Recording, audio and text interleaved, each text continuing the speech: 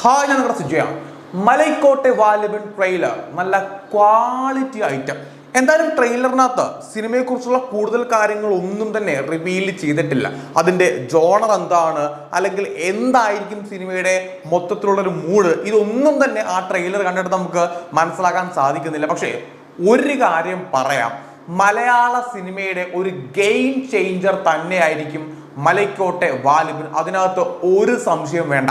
ഈ കംപ്ലീറ്റ്ലി, അതായത് ഒരു out and out mass cinema ആയിരിക്കില്ല വാലിബൻ എന്ന് ഈ ട്രെയിലർ കാണുമ്പോഴത്തേക്കും വ്യക്തമാണ്. നമ്മൾ ഇതുവരെ കണ്ടിട്ടില്ലാത്ത രീതിയിലുള്ള ഒരു വിഷ്വൽ ട്രീറ്റ് ആയിരിക്കും മലൈക്കോട്ടെ വാലിബൻ. അത് നമുക്ക് ഉറപ്പിച്ച് പറയാനായിട്ട് സാധിക്കും. ഇനി ട്രെയിലറിലേക്ക് വന്നു കഴിഞ്ഞാൽ നേരത്തെ ഞാൻ പറഞ്ഞ പോലെ ഇതെന്താണ് സംഭവം, എന്താണ് കഥ, അല്ലെങ്കിൽ എങ്ങനെയുള്ള സിനിമയായിരിക്കും, ഇതിനെക്കുറിച്ച് ഒരു തരി സൂചന പോലും നമുക്ക് കിട്ടുന്നില്ല. പക്ഷേ ട്രെയിലറിൽ കാണുന്ന ആ ഒരു ഓരോ ഫ്രെയിമും അത് ഭയങ്കരമാണ്. ഏറ്റവും കൂടുതൽ എനിക്ക് ഇഷ്ടപ്പെട്ട രണ്ട് കാര്യങ്ങൾ, അത് ഒന്ന് BGM ആണ്. കിഡു BGM എന്ന് പറഞ്ഞു കഴിഞ്ഞാൽ ഒരു ഹോളിവുഡ് ലെവൽ BGM ആണ് ട്രെയിലറിൽ നമുക്ക് കാണാനായിട്ട് സാധിക്കുന്നത്.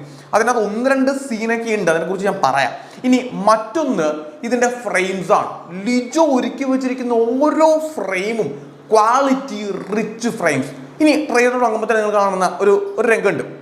ഈ ബ്രിട്ടീഷുകാരുടെ ആ ഒരു രീതിയൊക്കെ അവിടെ കാണിക്കുന്നുണ്ട്. ഒരു ഭരണം പോലെ, പണ്ട് നമ്മുടെ ബ്രിട്ടീഷുകാരുടെ ആ ഒരു ഭരണ രീതി ഉണ്ടല്ലോ, അതേപോലത്തെ ഒരു സംഭവമാണ് ട്രെയിലർ കാണുമ്പോൾ നമുക്ക് തോന്നുക. പക്ഷേ ഓൾറെഡി ലിജോയും ലാലേട്ടനും പറഞ്ഞു കഴിഞ്ഞു ഏത് സ്ഥലത്ത് ഏത് കാലഘട്ടത്തിൽ നടക്കുന്ന കഥയാണെന്ന് പറയുന്നേയില്ല. അതുകൊണ്ട് നമ്മുടെ ഈ ബ്രിട്ടീഷുകാർ പണ്ട് ഇന്ത്യ ഭരിച്ചിരുന്ന സമയത്ത് ഒരു കഥയാണോന്ന് പോലും നമുക്ക് എന്തായാലും പറയാനായിട്ട് പറ്റത്തില്ല. അങ്ങനെ ഒന്നും ഒരു ക്ലൂവും നമുക്ക് അവരിപ്പോൾ തരുന്നു പോലുമില്ല.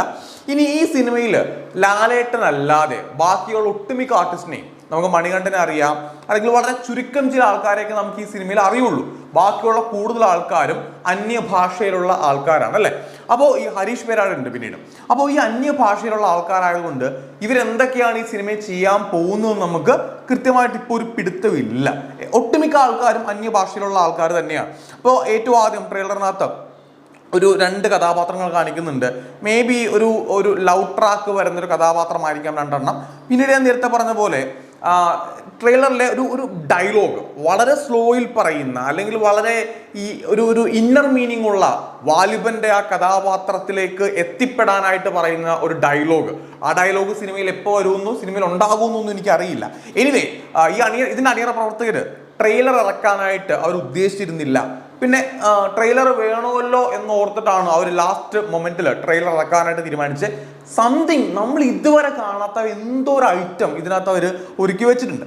ഇനി മുന്നോട്ട് പോകുമ്പോഴത്തേക്കും ലാലേട്ടനെ കാണിക്കുന്ന ഏറ്റവും ആദ്യത്തെ ട്രെയിലറിലെ ഏറ്റവും ആദ്യത്തെ ഒരു സീനുണ്ട്. ഈ ലാലേട്ടൻ്റെ രണ്ട് കൈ ഇങ്ങനെ ചങ്ങലയിൽ ഇങ്ങനെ കെട്ടി വെച്ചിട്ട് ആ ഒരു ബാക്ക് ഫ്രെയിം, നമ്മുടെ എനിക്ക് തോന്നുന്നു ലോക സിനിമയിൽ ഇതേപോലെ ബാക്ക് ഫ്രെയിമിൽ ഇജാതി ഒരു സ്ക്രീൻ പ്രസൻസ് കിട്ടുന്ന ഒരു നടൻ വേറെ ഉണ്ടാവത്തില്ല. ആ രണ്ട് കൈയും വിരിച്ച് അപ്പോഴും ഒരു തോളിന് ചെറിയൊരു ചരിവുണ്ട്. ആ ഒരു ഫ്രെയിമും അതിൽ BGM എന്ന് പറഞ്ഞു കഴിഞ്ഞാൽ ഒരു രക്ഷയില്ലാത്തൊരു ഫ്രെയിമാണ്.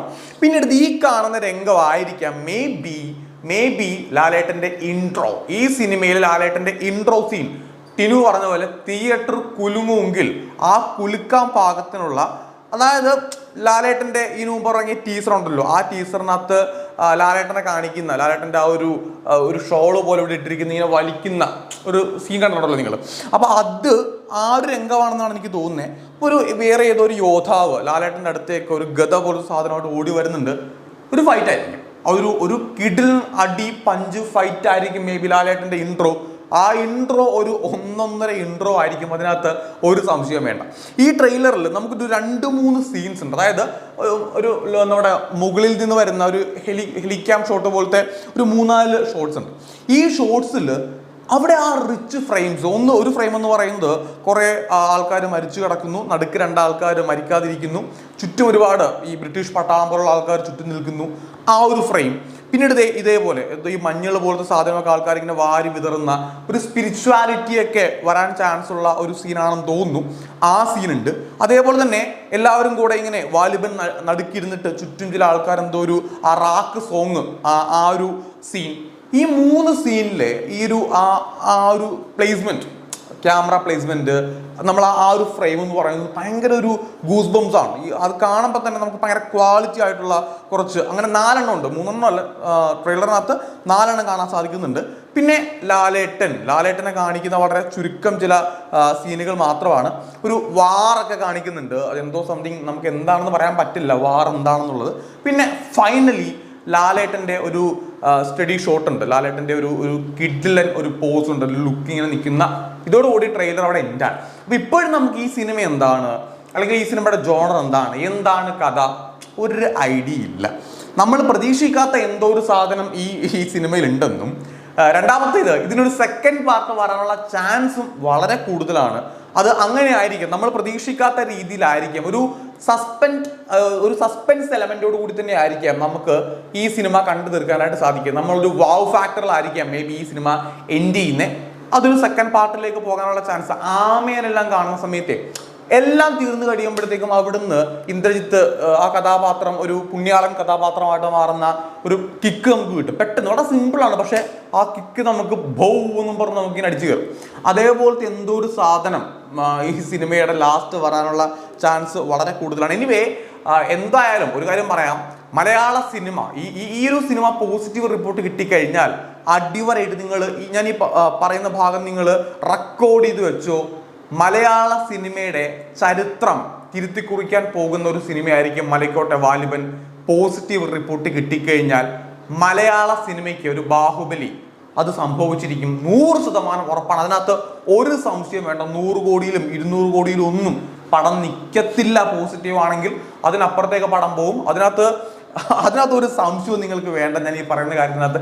എനിവേ ട്രെയിലർ കൊള്ളാം, നൈസാണ്. BGM ഫ്രെയിംസ്, ലിജോയുടെ മേക്കിംഗ്, ലാലേട്ടനെ പ്രസന്റ് ചെയ്തിരിക്കുന്ന രീതി, ലാലേട്ടൻ എല്ലാം വൻ കിടു. നമുക്ക് എന്തായാലും ജാനുവരി 25 വേണ്ടിയിട്ട് രാവിലെ 6:30 ഫസ്റ്റ് ഷോ. ഞാൻ എന്തായാലും പോവും. നിങ്ങളുടെ അഭിപ്രായങ്ങൾ കൂടെ കമന്റ് ബോക്സിലേക്ക് ഒന്ന് കമന്റ് ചെയ്തേക്കുക.